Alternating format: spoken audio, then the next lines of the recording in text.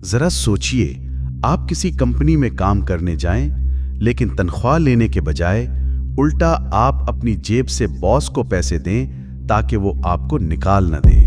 Dear viewers, please subscribe to our channel Kalam Muazzam for upcoming videos. Jazakallah. लेकिन ये कोई कहानी नहीं, ये आज की चीन की हकीकत है। चीन के हजारों बेरोजगार नौजवान ऐसे दफातर में जा रहे हैं जो हकीकत में प्रिटेंड टू वर्क कंपनीज हैं, यानी नौकरी करने का ड्रामा। यहाँ आकर लोग कंप्यूटर पर बैठते हैं, फाइलें संभालते हैं, मीटिंग रूम में गुफ्तगू करते हैं, लेकिन असल में कोई नौकरी नहीं, सब एक अदाकारी।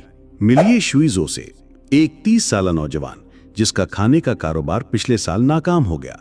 अब वो रोजाना 30 युआन यानी तकरीबन $4 अदा करते हैं, सिर्फ इसलिए कि वो एक फर्जी दफ्तर में जा सके। इनके साथ 5 कोलीग्स भी हैं, सब के सब इसी ड्रामे का हिस्सा। शंघाई की 23 साला शी ओवेन तांग की मिसाल लीजिए। यूनिवर्सिटी का उसूल था 1 साल के अंदर नौकरी या इंटर्नशिप का सबूत। शी ओवेन ने उस फर्जी ऑफिस की तस्वीरें यूनिवर्सिटी को भेज दी, लेकिन हकीकत में वो वहां बैठकर ऑनलाइन नॉवल लिखती हैं। लेकिन सवाल ये है, ये सब क्यों हो रहा है?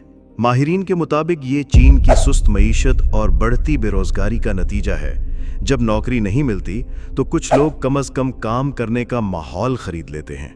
डोंगवान शहर के फ्यू कहते हैं, मैं काम की जगह नहीं बेच रहा, मैं वकार बेच रहा हूं।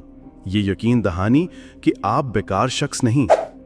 इनके 40% गाहक नए ग्रेजुएट्स हैं जो असातिज़ा को खुश करने के लिए ये ड्रामा करते हैं, जबकि बाकी फ्रीलांसर्स और डिजिटल खाना बदोश जो बस एक वर्क स्पेस चाहते हैं।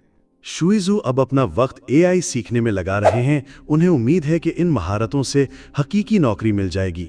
ये कहानी शायद मज़े का खेज लगे, लेकिन इसके पीछे है एक पूरी नस्ल का दर्द जो काम करने के लिए भी पैसे दे रही है, बस इस उम्मीद पर कि कल का दिन बेहतर हो।